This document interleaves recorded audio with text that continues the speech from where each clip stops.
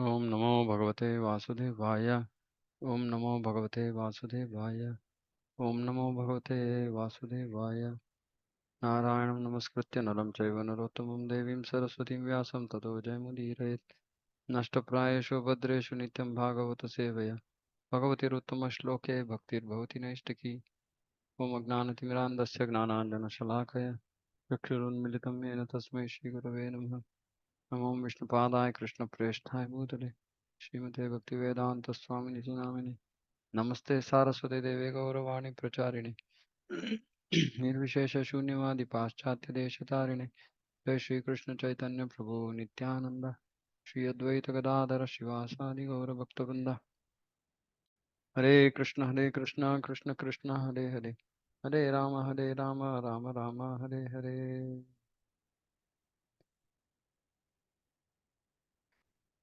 Okay, so we're going to start today.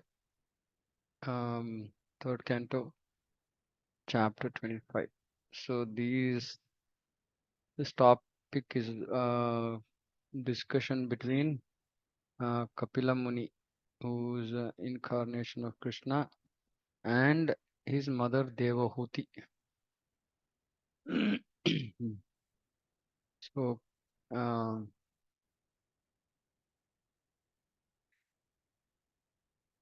so just as a background, Kapil Muni appears as the son of uh, Kardama and Devahuti.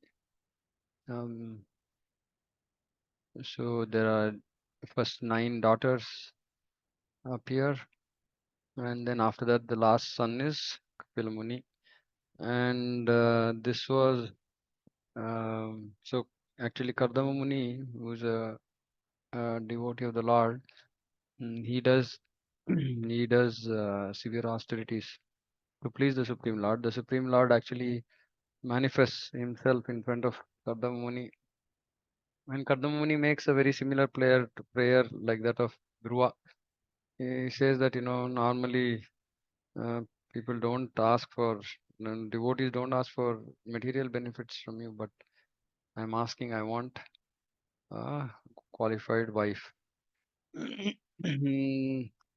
And of course he was a pure devotee as well, and he wanted to just do his material duties properly, so he prays like that. And Lord appears and says, yes, so Devahuti is there, she is absolutely perfect for you, and then I will also appear in her womb to give her the knowledge of Sankhya. Uh, so that is how the Lord appears, and then after Kapila Muni is born, Kardama actually leaves home, right, for achieving perfection. And then now we start off from there, where Kardama Muni has just left the home, and Devahuti is now going to talk to her son Kapiladev.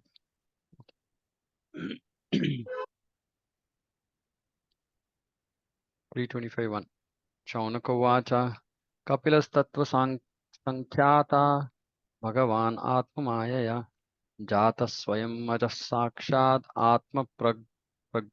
प्रज्ञप्तये नृणाम्. Sri Shaunaka said, although he is unborn, the Supreme Person of Godhead took birth as Kapila Muni by his internal potency. He descended to disseminate transcendental knowledge for the benefit of the whole human race.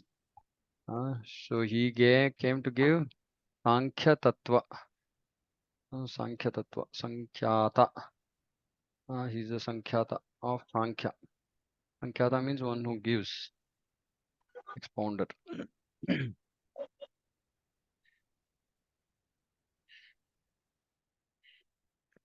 The word Atma Pragnaptaye indicates that the Lord descends for the benefit of the human race to give transcendental knowledge. Material necessities are quite sufficiently provided for in the Vedic knowledge.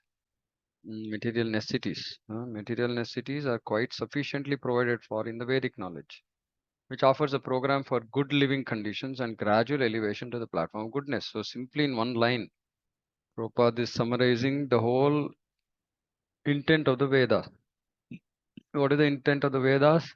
Is to offer a good program, offer a program for good living condition. When somebody is there here, they should live in good condition and gradual elevation to the platform of goodness. And when one comes to the platform of goodness, then one engages in worship of Vishnu and then achieves perfection. Hmm. And why goodness? He's saying, Prabhupada is saying, in the mode of goodness, one's knowledge expands. So when one comes to the platform of goodness, then his knowledge expands. Mm. It's very important that actually we come to the mode of goodness. On the platform of passion, there is no knowledge, for passion is simply an impetus to enjoy material benefits. Mm. Passion is simply an impetus to enjoy material benefits. There is no knowledge, Prabhupada is saying. So if you want to really achieve knowledge, transcendental knowledge, we have to come to the Sattva Guna. On the platform of ignorance, there is no knowledge and no enjoyment, but simply life almost like that of animals. So very simply, in 3 4 lines, he summarized all the gunas and the whole Vedic program. Hmm. Vedic knowledge is the goal is to actually bring people to the platform of goodness, because in goodness one can get transcendental knowledge. In passion, it is simply an impetus to enjoy. In ignorance, it's just a life of animals. There's no enjoyment, there's no knowledge. The Vedas are meant to elevate one from the mode of ignorance to the platform of goodness. When one is situated in the mode of goodness, he is able to understand knowledge of the self or transcendental knowledge. This knowledge cannot be appreciated by any ordinary man. Therefore, since a disciplic succession is required, this knowledge is expounded either by the Supreme Person of Godhead himself or by his bona fide devotee. Shaunaka Muni also states here that Kapila, the incarnation of the Supreme Person of Godhead, took birth or appeared simply to appreciate and disseminate transcendental knowledge. Simply to understand that one is not matter but spirit, soul, aham brahmasmi, is not sufficient knowledge for understanding the self and his activities. Uh, so simply knowledge, theoretical knowledge of I am not this body, I am spirit, soul is not of much use, because we can actually not understand that we are Atma unless we engage in activities of Atma. One must be situated in the activities of Brahman. Hmm. Knowledge of those activities is explained by the Supreme Person of Godhead himself. Such transcendental knowledge can be appreciated in human society but not in animal society, as clearly indicated here by the word Nrina for the human beings. Human beings are meant for regulated life. Please note. That is why there are rules and regulations. Even if one doesn't practice bhakti, it doesn't matter. Human life is meant for regulated life. Hmm. And what to speak of when one comes to the platform of bhakti? Obviously, there are certain rules and regulations that have to be followed, because without rules and regulations, human life ceases to be human life. It becomes animal life. By nature, there's regulation in animal life also, but that is not like the regulative life as described in the scriptures or by the authorities. Regulation in animal life meaning there are also rules, like for example, a dog has to bark. That is a regulation. It can't be otherwise. um, but it's at a lower standard. Human life is regulated life, not animal life. In regulated life, only one can understand transcendental knowledge. So clearly, Prabhupada is highlighting the whole need for regulated life. And regulated life is very key for spiritual progress. So getting up in the morning, chanting Hare Krishna, reading Srimad Bhagavatam. mm, so like this, there is regulated life, for regulated principles, eating, honoring only Krishna Prasadam, not eating anything else, not indulging in material sense gratification, living life, and doing our material duties just as a matter of duty and not with attachment. Now, all this is regulation. Mm. So we should understand we do bhakti for a few hours in a day. The rest of the day is not direct bhakti, right? Engage in various kinds of activities. If those activities are not regulated, then we will not be able to come to the mode of goodness. And we have to absolutely come to the mode of goodness. Otherwise, it will be like, pouring one on one side ghee, on the other side water for the fire. So, which is why regulating our life, following. Uh, See, actually, we have to understand when Sri Chaitanya Mahaprabhu said Sthane Stita Srutikadam Tanuman Manobi. Like Sthane Stita, in whatever stage of life you are in, whatever Varna and Ashrama he's talking about. He's talking about if you be in whatever Varna, whatever Ashrama, it doesn't matter. But it is Varna Ashrama, not modern, Kali Yuga life. There is no Varna, there is no Ashrama. That makes it very, very difficult. So we have to bring in some kind of regulations. Otherwise, will be our not able to make progress. That is a problem. So regulated life is very important because only by regulated life can we come to the mode of goodness, and only when we come to the mode of goodness, we can actually understand transcendental knowledge. In fact, Bhagavatam, I was just sharing some notes from, uh, says it is for Nirmatsaranam Satam, Nirmatsaranam, those who are not envious, those who are pure, those who are non-selfish. So these are all qualities of mode of goodness. So only when we come to the mode of goodness, we can actually understand Bhagavatam. Right? But Bhagavatam is so powerful that even though if we are not in the mode of goodness, by continuously reading Bhagavatam, slowly we'll come to the mode of goodness. But we have to come to the mode of goodness. Hmm. So on one end we are doing activities of bhakti, on the other end we have to live a regulated life. Both have to happen. Otherwise, it won't remain animal life. It will be human. It won't remain human life. It will become animal life. So the highlight is on to acquire this transcendental knowledge. Kapila Muni came to give transcendental knowledge. To be able to get and assimilate this transcendental knowledge, one has to be in the mode of goodness, which means regulated life.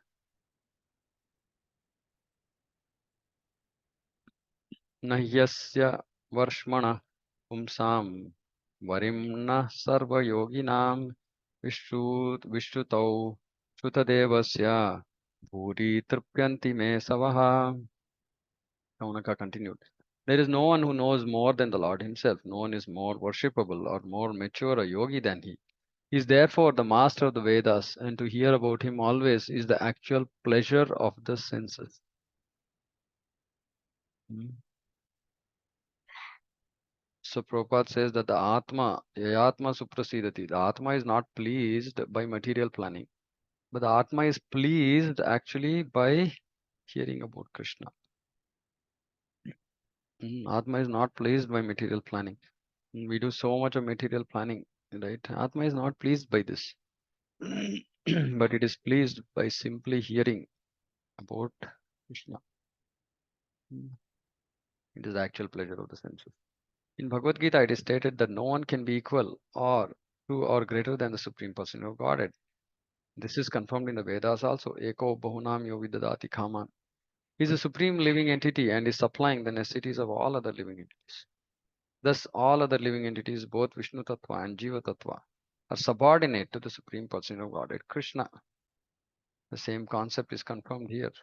Na hyasya varshmanha pumsam. Amongst the living entities, no one can surpass the Supreme Person because no one is richer, more famous, stronger, more beautiful, wiser, or more renounced than he. These qualifications make him the Supreme Godhead, the cause of all causes. Yogis are very proud of performing wonderful feats, but no one can compare to the Supreme Personality of Godhead. Aishwaryasya samagrasya viryasya yashasa shriyaha gnana vairagyayoshcheva shannam bhaga itingana Parashara Muni.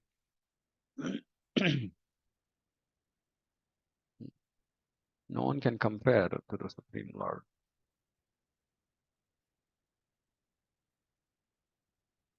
Anyone who is associated with the Supreme Lord is accepted as a first class yogi.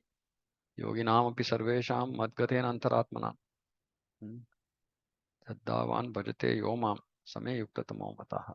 Krishna says that first class yogi is one who is associated with the Supreme Lord, who is engaged in devotional service. Devotees may not be as powerful as the Supreme Lord, but by constant association with the Lord, they become as good as the Lord Himself. Like in the case of uh, mm, Ambarish Maharaj, Prahlad Maharaj, gopis. Devotees may not be as powerful as the Supreme Lord, but by constant association with the Lord, they become as good as the Lord Himself. Mm. Constant association. So, for this constant association, we have to chant Hare Krishna. When we chant Krishna, we are in association of Krishna. Sometimes the devotees act more powerfully than the Lord. Of course, that is the Lord's concession. Sometimes the devotees act more powerfully than the Lord. The Lord empowers his devotees to act more powerfully than himself. This is his concession. It is his mercy.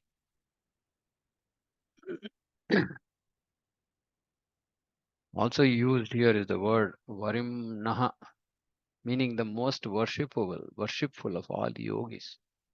To hear from Krishna is the real pleasure of the senses, therefore he is known as Govinda. For by his words, by his teachings, by his instruction, by everything connected with him, he enlivens the senses.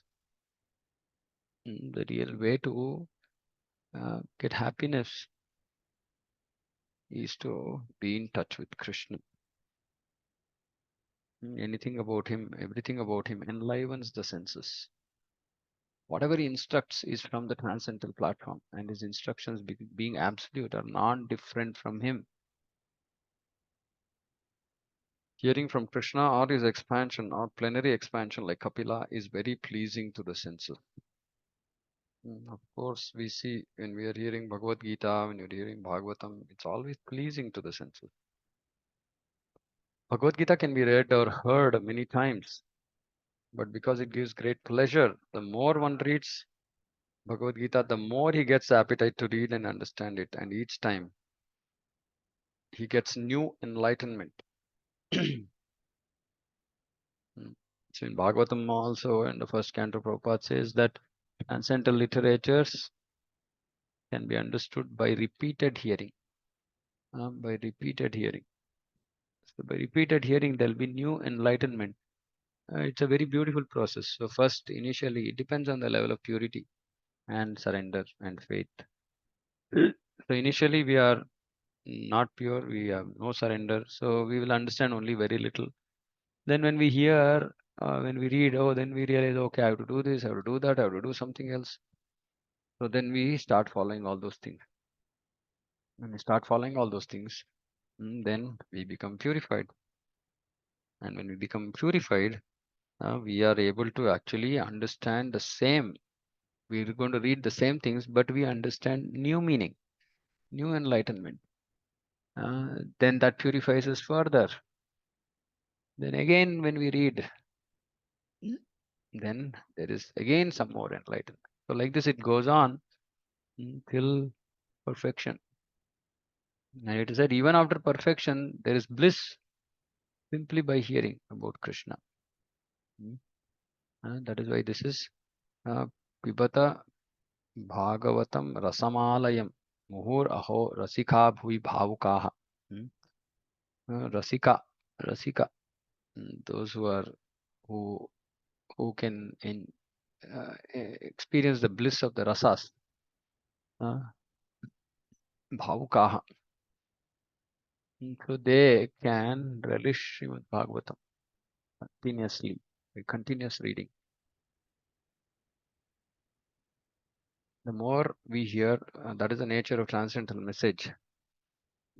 Similarly, we find that the transcendental happiness, we find that transcendental happiness in the Srimad Bhagavatam. The more we hear and chant the glories of the Lord, the more we become happy. So we should not only hear, but we should also chant the glories of the Lord. So we should preach, we should go repeat this message to others. And the more we chant, the more we hear, the more we chant, the more we become happy.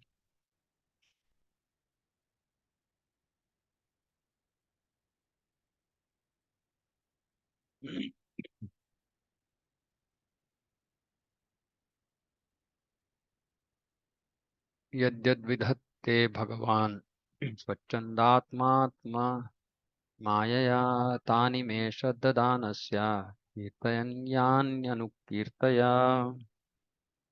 Therefore, please precisely describe all the activities and pastimes of the person who got it, who is full of self-desire, hmm, full of self-desire.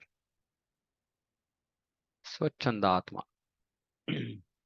And who assumes all these activities by his internal potency. The word anukirtaya is very significant. Anukirtaya means to follow the prescription, not to create a concocted mental description, but to follow. So this is very important. So when we're doing kirtana, we should do anukirtana. Kirtana means to glorify. Anukirtana means to glorify following authorities, following previous authorities. So that is why we have to understand whatever authorities are saying, for which we have to read, and then we have to repeat. Hmm. We should not devise our own way of spiritual, of giving spiritual message, transcendental message. It must be as it is given by our acharyas. Shaunaka Rishi requested Suta Goswami to describe what he had actually heard from his spiritual master, Shukadeva Goswami. See, what he had heard about the transcendental pastimes of the Lord manifested by his internal energy. Bhagavan, the Supreme Personality of Godhead, has no material body, but he can assume any kind of body by supreme will that is made possible by his internal energy. Okay, so I'll stop here. The narration will start, so be sequence of verses. We'll continue tomorrow. Any questions, comments?